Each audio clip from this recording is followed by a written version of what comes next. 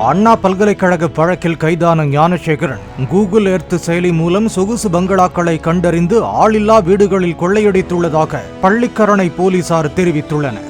மாலை மற்றும் இரவு நேரங்களில் கொள்ளையடிப்பதை குற்றபாணியாக கொண்ட ஞானசேகரன் திருடிய நகைகளை விற்று 3 மனைவிகளுக்கு பணத்தை பிரித்து கொடுத்துவிட்டு ஒரு பகுதி பணத்தை ட்ரேடிங்கில் முதலீடு செய்ததாக கூறப்படுகிறது.